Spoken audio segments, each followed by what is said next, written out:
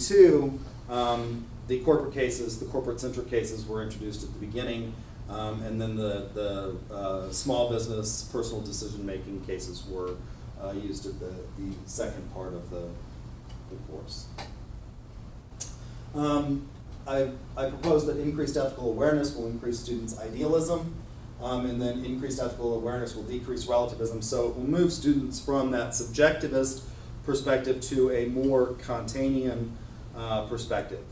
And again, during the discussion, I will be happy to answer or entertain questions about problems with Kant's ethical ideology, and I do recognize that there are those that debate those kinds of things.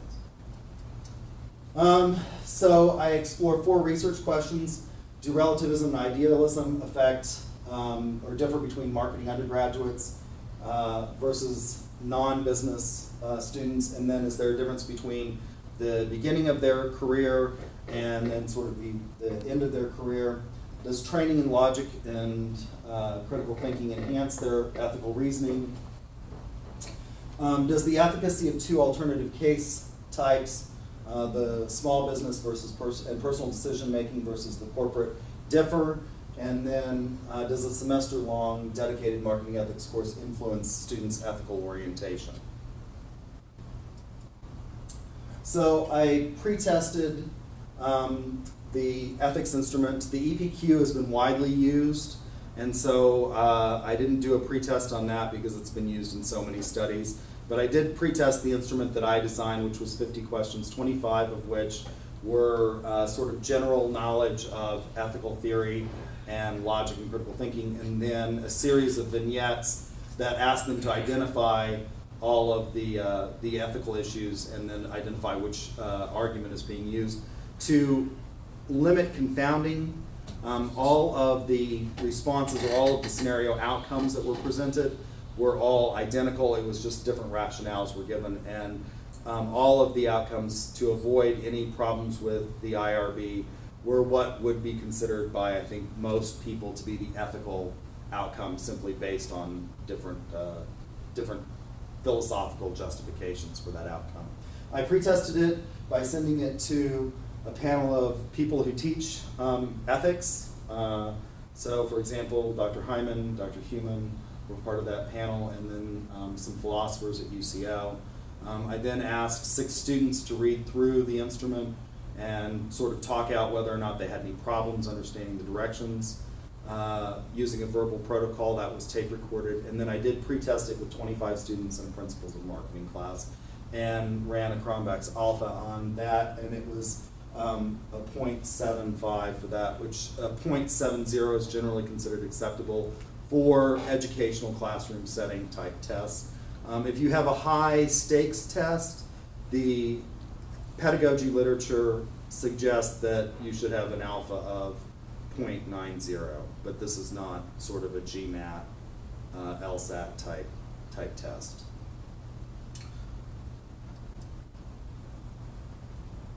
I talked about that.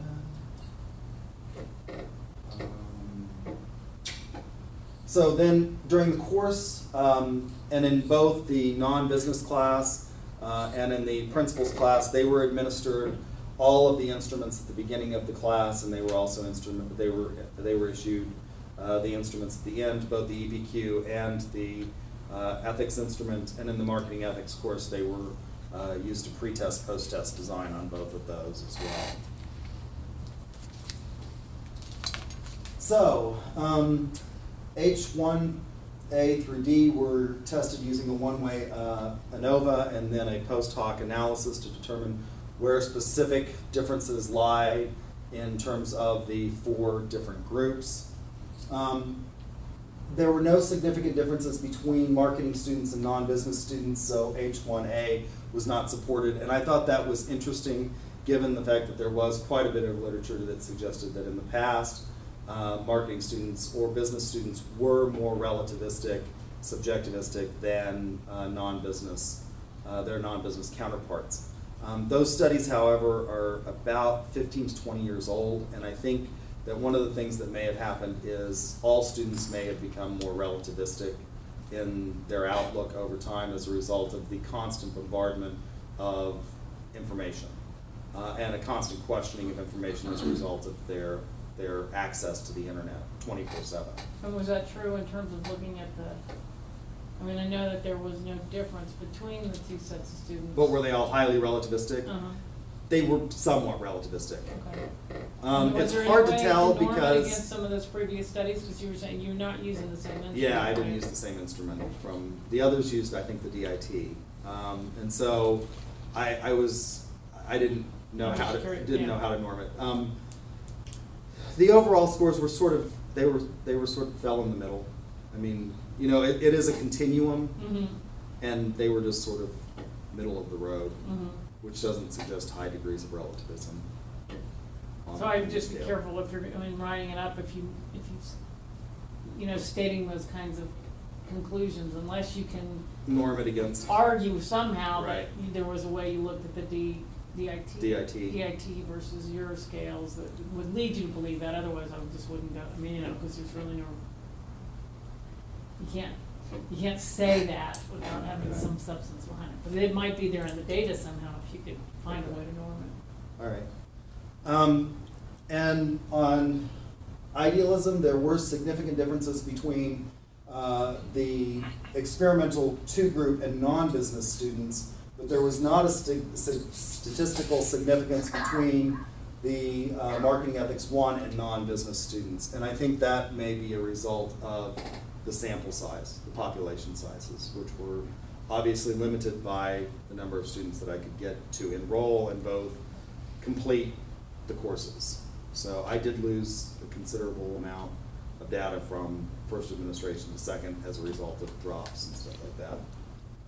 So I think that may have something to do with that. There were no statistical differences between junior and senior level on relativism, and there were no statistical differences between senior level students and junior level students on idealism, and so H1D was also not supported. Instruction in logic and critical thinking was partially supported. There was no, ME1 showed the greatest improvement, so the course where they received instruction in logic and the small business cases had the greatest improvement over pre-test to post-test. And there was statistical significance in doing a paired comparison test on both of the experimental groups. There was no statistical significance doing a paired comparison test between the non-business and the principal students, which didn't receive the instruction. So that suggests that there was support, but there was not statistical significance between ME2 and the non-business students in the ANOVA analysis. So that's why I say it's partially supported. And again, H3, the use of small business and personal decision-making cases was supported. There were statistical differences between both experimental groups and the 2 control groups that I used for that hypothesis. And there was statistical significance from pre-test to post-test using the paired comparison from both experimental groups, and ME1 showed the greatest improvement from beginning to end.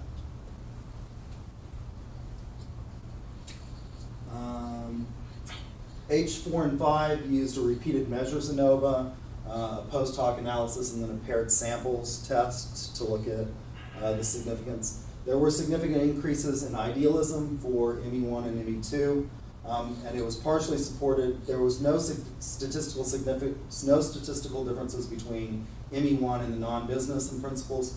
However, there were differences between ME2 and the non-business and principal students. Again, I think that is a product of the relative size of the samples.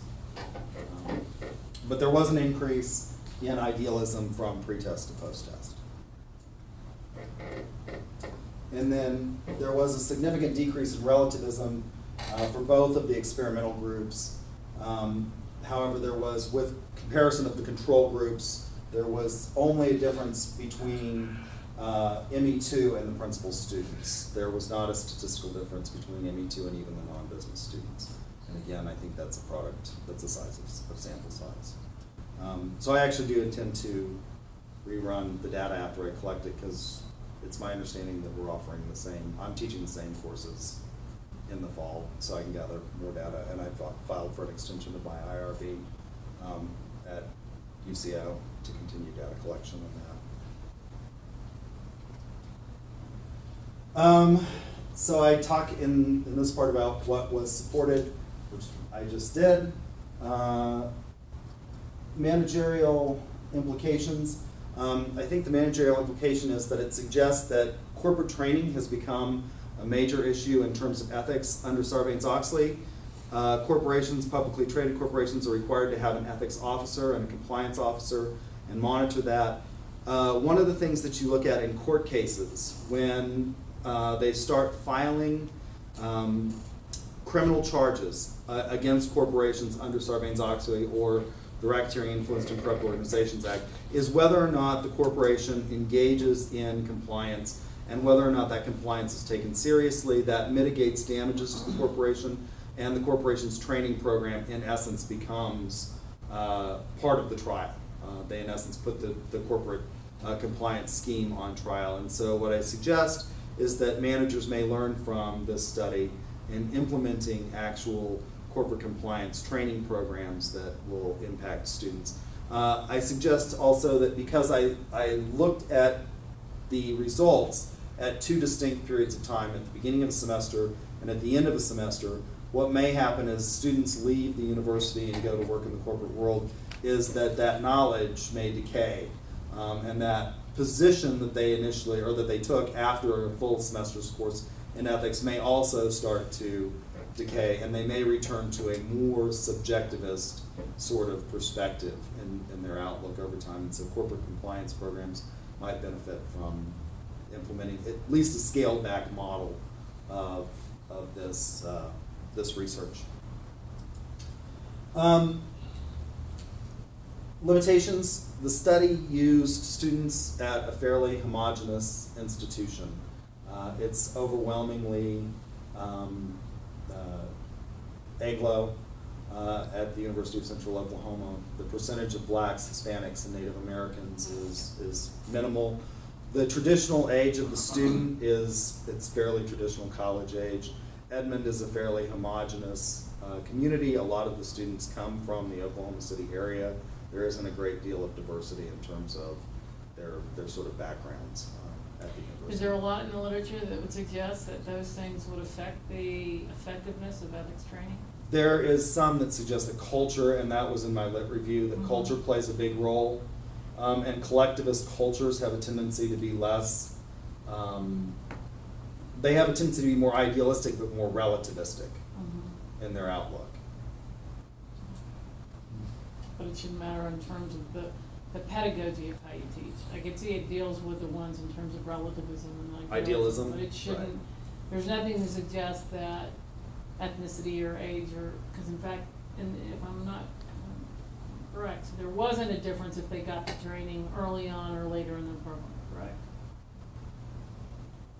There wasn't a difference. I'm not sure I understand the question. Well, the more seasoned the major, or right. There wasn't a difference in the ones that were newer to the program and towards the completion in right. terms of the of effectiveness of the training. Well, no, there okay. wasn't. Okay, so then that might also suggest that, I mean, obviously that age wouldn't make doesn't a difference. doesn't play a factor. Also, this study didn't test these methods with regard to online learning. Online learning has become far more prevalent, as has blended learning. At the institution that Dr. Moore and I both taught at last year, almost 75% of our courses are either online or blended. And all of the courses that I taught were blended courses in the spring semester. They were not fully face-to-face. So that's not tested in this, and to see if there's a difference in those types of techniques and whether you can get that in an online environment would be, I think, interesting to look at. So I propose that I can look at this using a more traditionalist, not a case study approach, just sort of substantive knowledge approach in ethics. That's one way that you could do it, so that you don't use the Socratic method, you use a traditional lecture. And then also that one of the things that you see in the law school literature is that they manipulate cases subtly. So what I did is I took two cases that were sort of diametrically opposed and used, it's either small business or corporation. The method that they use in law school is to subtly manipulate the cases until it becomes more and more complex, to highlight varying shades of gray, which this just tests sort of two different case methodologies. So that's what I propose as future research. And then also looking at the online environment and the blended learning environment. Questions? Yeah, what's your preference in how we do this? Around the table or? Sure, any way. I have already commented on Grant's dissertation and Grant so much that I don't have anything to add. I would be curious, though, about what your insights are into how this document could be improved. One of the things that I was confused about, because I have very little background in ethics.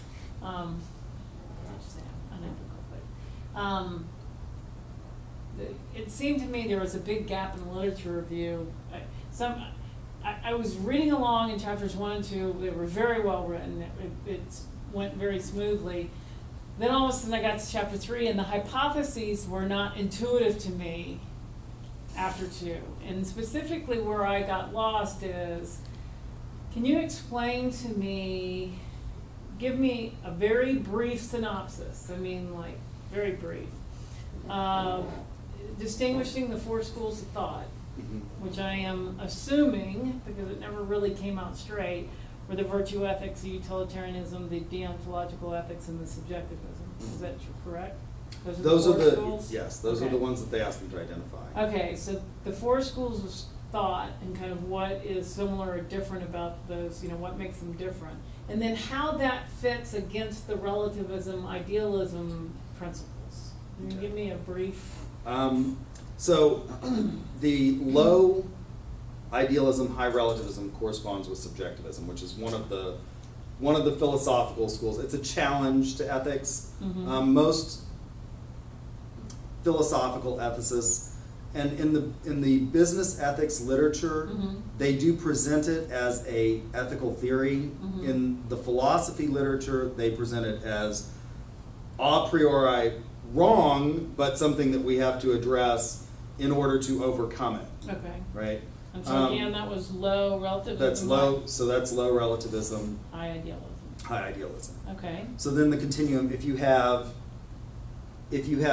high relativism and high idealism, that corresponds roughly to, that's what Forsyth calls situationists, and that corresponds roughly to what might be called utilitarianism in its purest form, which would be act utilitarianism, the idea that every act is somewhat a discrete situation and you have to look at the situation in terms of maximizing the overall utility.